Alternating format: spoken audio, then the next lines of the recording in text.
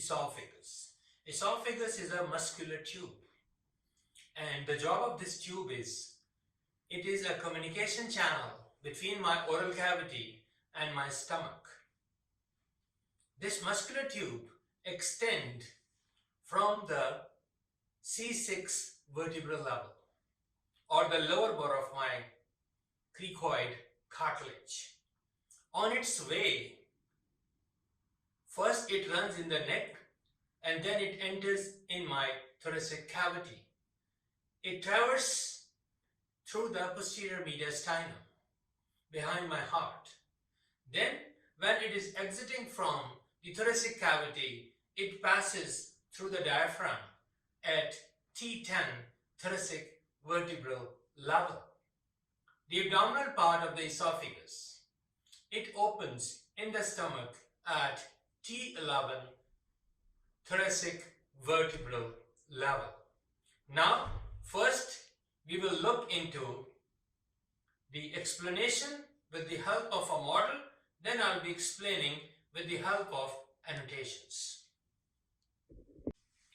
Now, I will try to explain the esophagus with the help of this model, and I'll be taking you through the journey so you can understand the exact location of my esophagus. Esophagus is the continuation of the pharynx, and then what we said, there is a cutoff point, and that cutoff point is at the lower border of my C6 vertebrae or the cricoid cartilage. So in this model, you can see the thyroid cartilage. The cricoid cartilage is just hidden behind this gland. This is my thyroid gland. So roughly at this level, my esophagus begins its journey. And this first part of my esophagus, which lies within my neck, we call it the cervical part of the esophagus. To see its location in the thoracic cavity, we have to take all these structures out because it is located in the posterior most part of my thoracic cavity, and that portion where we have the passage of this tube, this conduit, which is called as esophagus, that area is called as the posterior mediastinum. So I'll be taking away one by one all these structures. So now I'll be removing this rib cage, and you're looking at the sternum and the ribs which are attached to it.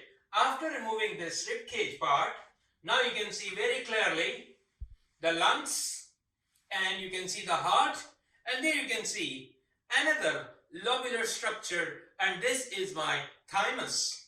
And there you can see these blue colored structures. These are the veins. So what are we looking at? Right subclavian vein, right internodular vein. Left subclavian vein, left internodular vein. And these veins, they join to form right and left brachiocephalic veins. So now we will take, now this is, you're looking at the right lung. Why I'm saying this is the right lung? You can see that there are the three visible lobes. And then on the left side, we can see only there are two lobes. So we'll be removing these so we can have an easy way of localizing the location of my esophagus. Now I have removed the lungs from this model and only the heart is placed. So let's have a quick look.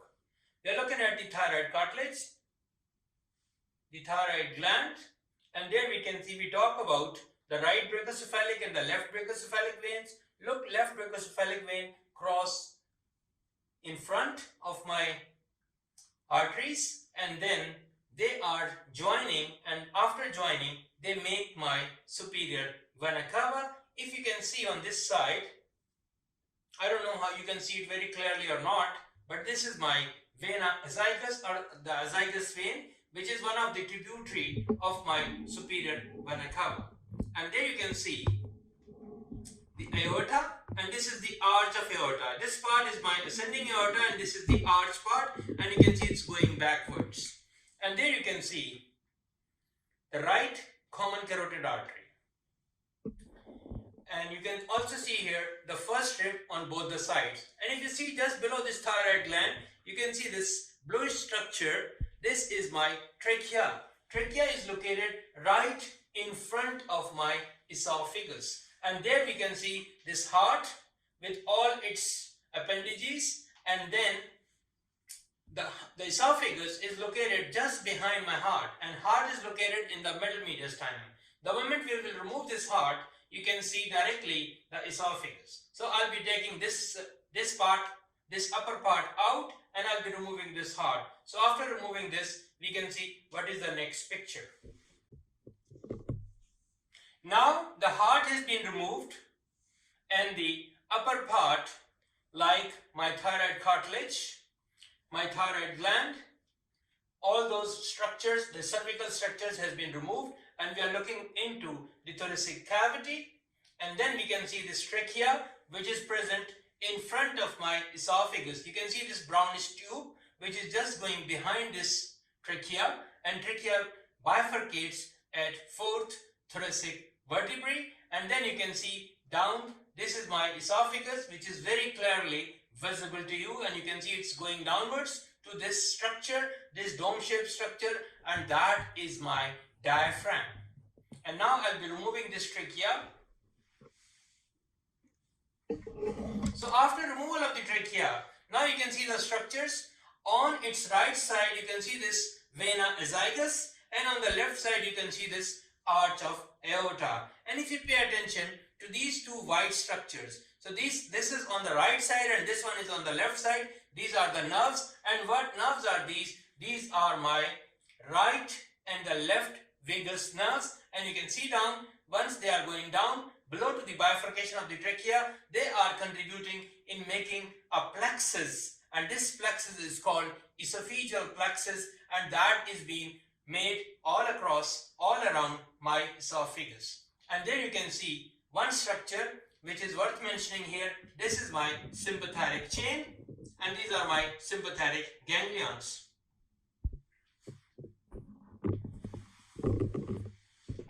Now you can see this esophagus was in the midline, more on the right side in its upper portion, but while it's going downwards towards my diaphragm, it deviates to the left side because my stomach is located just under the left dome of the diaphragm. And you can see now a clear-cut view of the thoracic aorta, and we can also see the left vagus nerve which is going just on the left side of my esophagus, and you can see the plexus which is being contributed by these vagus nerves. Now you can see the lower esophagus, and you can see this is the diaphragm, and this vertebral level, this is my 10th thoracic vertebral level, and this opening permits the passage of my esophagus from my thoracic cavity to the abdominal cavity, and later in the abdominal cavity it has a short journey, and at T11 vertebral level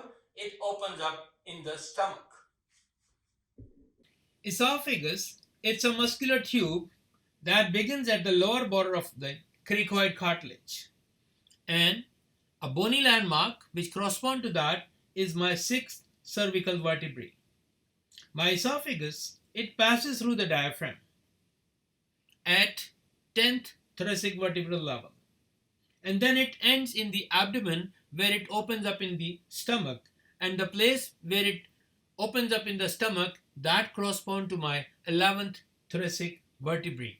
This esophagus is a muscular tube. It's a conduit which connects the pharynx with the stomach, and pharynx is basically which part of the pharynx my oral cavity opens in the oropharynx, and then this oropharynx, it continues down as esophagus. Now this esophagus, let's look at it. So there we can see this tube, and at the bottom we can see the stomach, and there is the diaphragm, and as we have said, it commences at the 6th cervical vertebrae, it passes at the 10th thoracic vertebrae, and when it blends with the stomach, when it opens with the stomach, that level is the 11th thoracic vertebrae. The esophagus is divided due to its location in 3 different parts. It has a part which is located in the neck, and that is called my cervical part.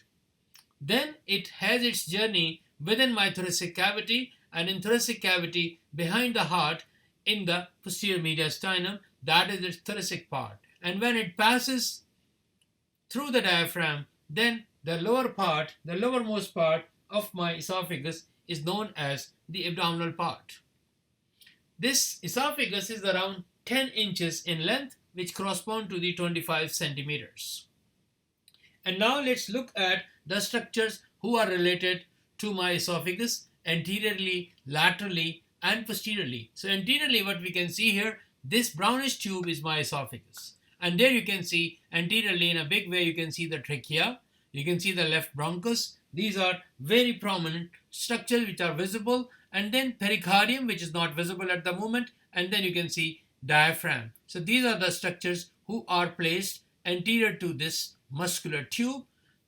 And there is my pericardium. Pericardium is the covering which covers my heart, and which part of the heart is in indirect contact with my esophagus. That is my left atrium of the heart is in direct relationship with my esophagus. Then posteriorly, we have the thoracic vertebrae. Then we have a tube which is called as the thoracic duct. This carries the lymph. Then we have vena esophagus, and then you can see that this goes in the lower part, the descending thoracic aorta. So these are the structures who are located posterior to my esophagus. Now on the left side, what we can see here, on the left side we can see very clearly there is subclavian artery.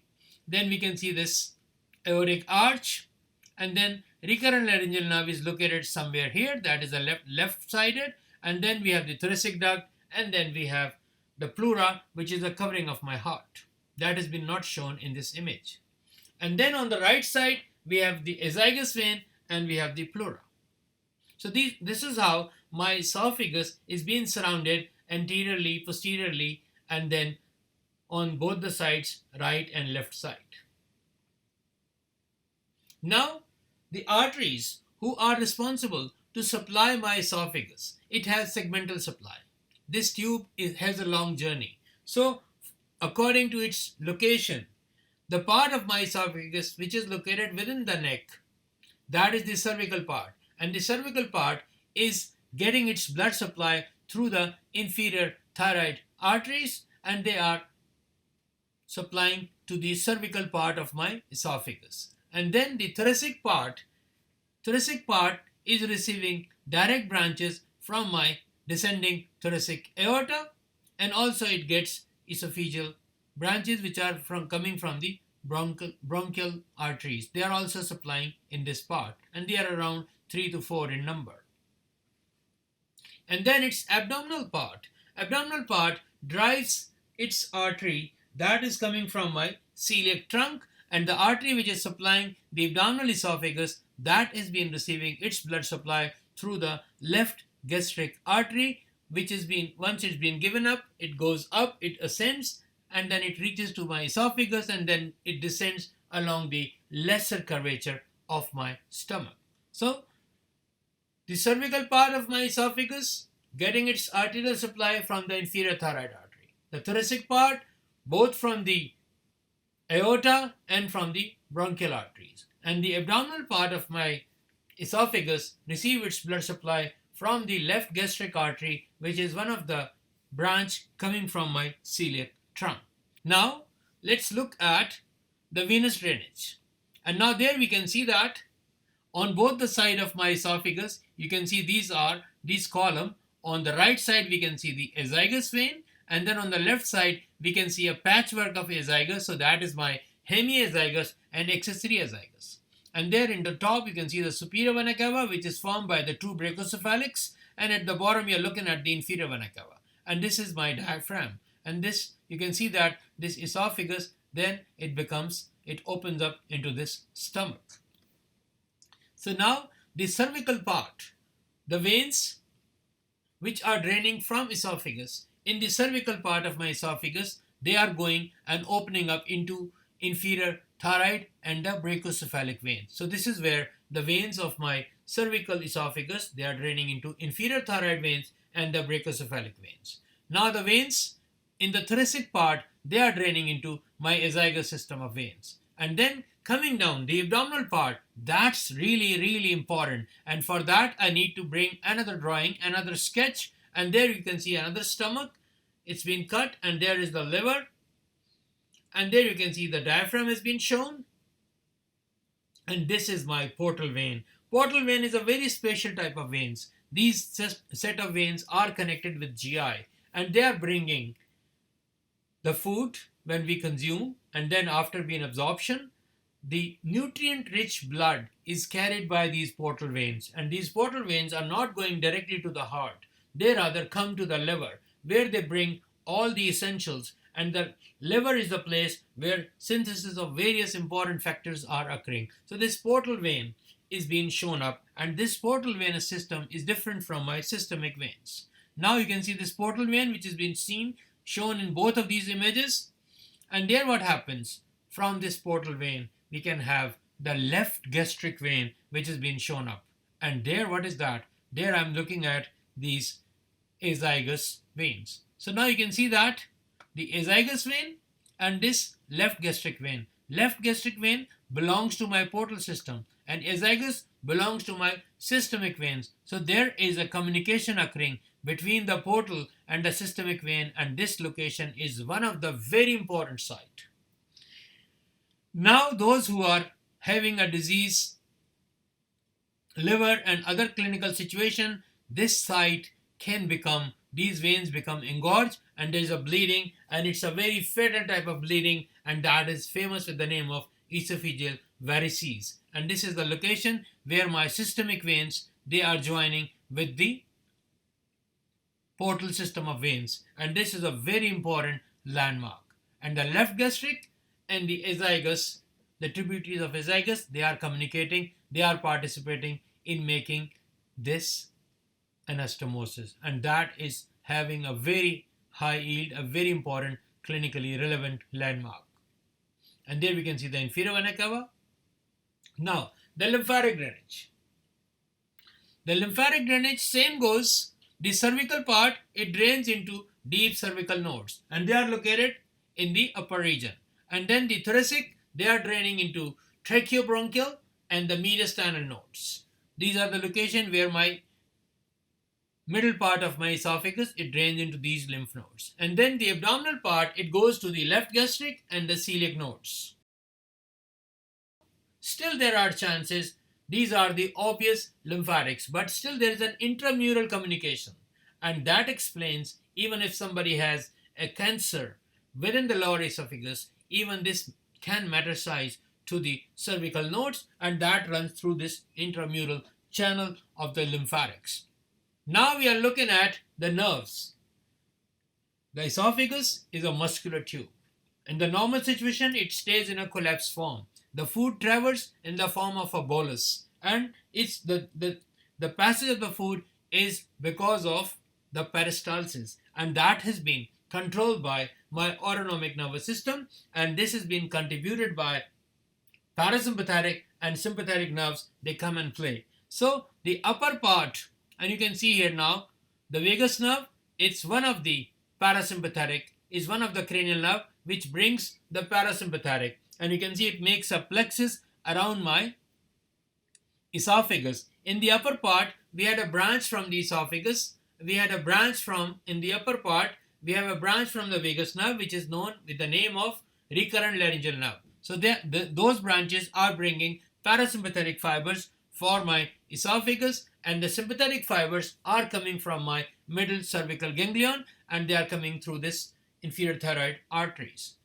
And then the middle and the lower part of my esophagus, they are receiving their parasympathetics. They are coming from the vagus, and the sympathetic are coming from the thoracic sympathetic trunk directly, and then we have the greater splanchnic nerve. These are the one who are bringing sympathetic, and parasympathetic is coming through the vagus nerve.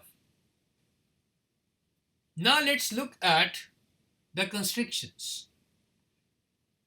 The esophagus is narrow in its pathway when it commences its journey, and there in the lower part where it ends. Why this has been narrowed? These are the anatomical narrowing, and these narrowings are due to the structures which are located within these locations. In the normal situation, they are not causing any kind of problem, but these sites are susceptible for if there is a foreign body which has entered into the esophagus, or if there is any disease process. So these narrow sites can be involved earlier. So we are looking at a lateral view, and there you can see this esophagus is being highlighted. Why this is highlighted? This is a soft tissue.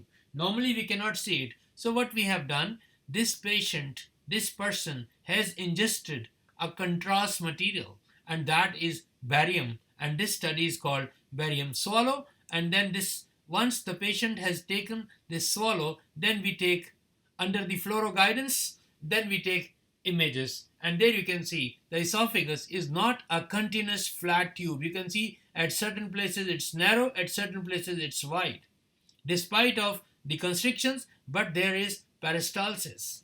So the column, it's not one straight vertical column, but there is an evidence of peristalsis. Now let's try to look at the different narrow sites. The first site is the most narrowest point within my GI tract.